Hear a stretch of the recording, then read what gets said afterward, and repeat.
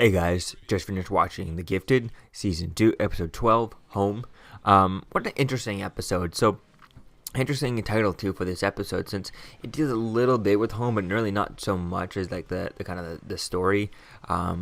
It's just really kind of the backup story, the home kind of aspect of it. But let's jump into it. So we start off with this episode. We get this like a blink flashback to when she's with kind of foster families and stuff, and they're kind of not, they're when he's just beating them up, and really not really hanging out with him. And she got taken in just so that he could get the extra money from being a mutant, which was unclear as if they only take the one mutant in, and he wasn't scared of mutants and stuff. I guess he chose someone like Blink, who only has, who I guess unclear as did the adoption agency, did they know exactly what powers that Blink had? And I think that would have been cool dealing with that. But it was a great flashback and stuff, and I kind of like the way things played out with that. We see that Kate wants to go see her brother who works for Homeland Security, or who works actually for a lawyer company for a firm who works for Homeland Security, and they try to go to see him to get some information. That was interesting with that storyline. It was kind of cool how that kind of didn't really work out. The Sentinel services end up showing up, and Lauren has to kind of destroy some armored cars and stuff. That was really cool. And they played it off at the end as if she kind of lost kind of control and stuff, and the Strucker inside of her, the Von Strucker inside of her, kind of took over. Although it didn't feel like that during the scene. I only realized that they only mentioned that afterwards, that she felt like she lost control. She didn't really know what she was doing, type thing. But in the moment, I didn't really get that effect that she kind of lost control, because it looked like she was just kind of, destroying these cars and stuff, and not really, just kind of damaging the cars so that they would leave, and not really hurting people. It didn't look like she killed anyone or hurt anyone, and I think that would have been to show her like what they should have done to show us, that she's kind of losing. She's losing control, and her inner Von Strucker is kind of taking over. Her anger is just kind of going overboard, right? That would have been cool to see her kind of cut the cars in two, because we saw her cutting pieces off the cars here and there, which is okay. But seeing a big armored car like that get cut right in two, that would be way more cool than just little pieces, just the mirror getting cut off, those tires getting slashed and stuff. I would love to see a big armored car just roll up, and all of a sudden it gets cut, and the whole thing just kind of cracks in two, and then you literally see it. Or she could have thrown one of her powers thing, her razors, her cutting things, and just down the middle of a car, and see the car split down the middle. I think that could have been really cool. And then that could have been her kind of losing control. Like, she starts throwing little things just to kind of, cut the guns of people and stuff. If she has that, that preciseness, maybe just cut the bigger guns that the guys have in their hands, and then one just slice the car down the middle. Especially if she had just sliced the car down the middle, the whole thing that she just missed cutting the person and stuff. I think that could have been a really cool thing. That could have been an interesting idea, playing with the whole her going overboard and stuff, and with her father kind of seeing the note inside of the music box and stuff. That could have been really interesting, dealing with that, playing with that together. So I think that's the way I would have done it. I guess it would have been a bit more cooler just to see the whole thing kind of open up.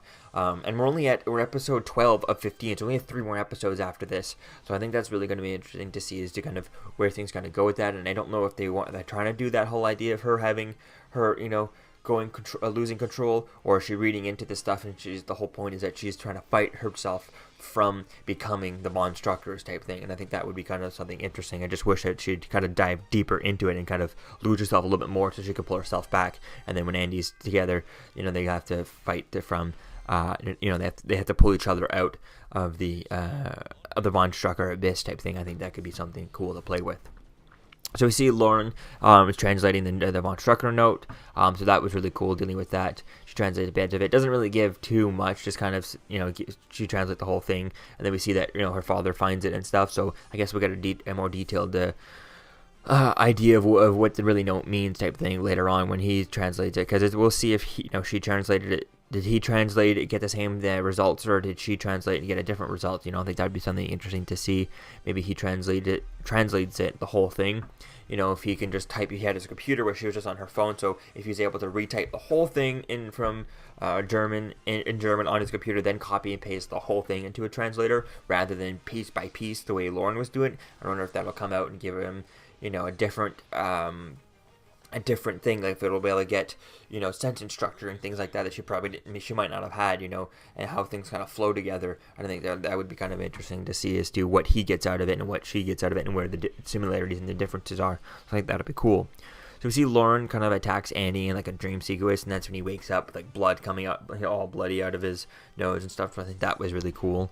The Frost sisters want to get Lauren to join them or die because she's becoming a problem and stuff. So I think that's really interesting with that. I see Urg ends up meeting up with everyone because all the Mutant Underground have been called together to a giant meeting by Evangeline, and Urg joins them. We find out that she's kind of threatening. She threatened him, say, "Hey, you join us, or I expose you. Expose all your passages, your secret tunnels, and all that stuff to the world," type thing. So he's kind of forced to go and help. That was kind of interesting. But Lorna ends up finding out that Reva sends the three murderous mutants. They're the one who killed a bunch of people and stuff a while back. End up sending them after to attack Evangeline and the mutant and the head of the organization, the Mutant Underground type thing. So I think that was really interesting. At that, it would have been cool to see that as a scene. Maybe if we had seen that and see how close they were. Maybe just to see the different powers that were there.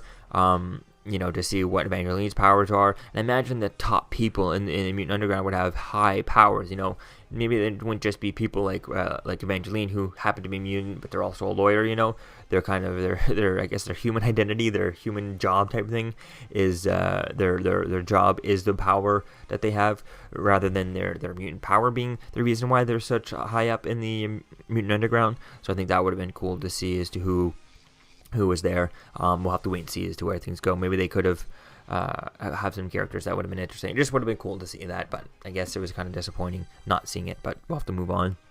We see Blink at the end of the episode ends up leaving to go live with the Morlocks because she doesn't want to watch John Thunderbird just kill himself in an endless war that he's never going to stop, and she realizes that he is never going to stop. He's always going to be fighting, right? So she doesn't want to hang out with that anymore, and she loves him too much to watch him kill himself. So I think that'll be cool to see as to where that relationship goes.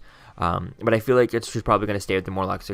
Episode 12, and there are only 13 episodes left. She's probably going to stay with the Morlocks for the end of the season, and we'll see if we get another season, since all the other Marvel shows are getting canceled. At least all the streaming service Marvel shows, like on Netflix. But when they buy, with Disney buying Fox and stuff, they have complete control over this show, so they could pretty much just move it all over to the streaming service, or move it over to something else, or just leave it because they just own the entirety, and they could end it whenever they want to end it. So we'll see as to where things go with this, but I'm not sure if whenever they start to add X-Men characters into the MCU, making their own show, if they doing things like that, bringing the characters in the MCU, do they really want to have this X-Men thing that's not in the MCU? So we'll have to wait and see as to where things go with that. But hopefully we get one more season just so they can end it up and tie it up in a nice bow, and they can get a proper ending where they know things are ending. Just like if you're watching Gotham, they know going into the season that this is going to be their last season. So I think that would be really cool to see. So we'll see how the season ends, if they were not sure about it because of the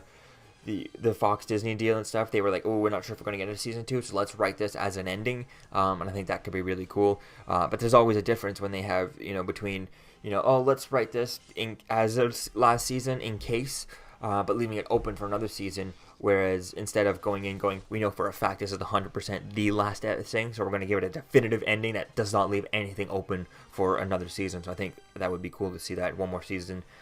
Even just give it like 10 episodes or something. I think that could be cool for season 3. So we'll have to wait and see as to where things go and how things kind of end for this. So I think that's really going to be cool. And I feel like Blink was obviously going to stay with the Morlocks until another season. We see Lorna ends up destroying all these armored cars and stuff. That was really cool. Lorna seeing that, and then Lorna warns Marcos that the Frosts want to bring Lauren into the inner circle, and I think they got to stop that because Andy and Lauren together would be way too powerful. They wouldn't be able to do that, so I think that's really going to be interesting to see as to where things go with that. They're kind of tricking and it's going to be interesting to see as to how far they go to bringing Lorna together, and then to see is when Andy finds out that they're like, when she refuses, unless they are able to completely, control her mentally and stuff. I think it'll be interesting to see as to how things go with that, and can Lauren maybe make some sort of, using her powers are very much. I mean, now they're starting to get offensive, but before they were really much. They come from a base in defensive power, where she kind of can protect herself and all that stuff. So it'd be really cool to see, if she could somehow block from that. I doubt she'd be able to block from the frosters, especially when if she's going to sleep and doesn't know that that they're coming with Lorna, Andy into the dream. So I think that'll be cool to see as to where things kind of go with that, and how things are going to go. At what point does Andy kind of turn? And with Polaris already turned, when does she bring Andy with her? I think that'll be cool. So all in all, I can't wait to see as to where things kind of go with this. And like I said, I'm interested to see as to where things end with this season. Post you get for like a season 3, and and do we get a season 3? So hopefully, if it ends with a cliffhanger, we can get a resolving in another season.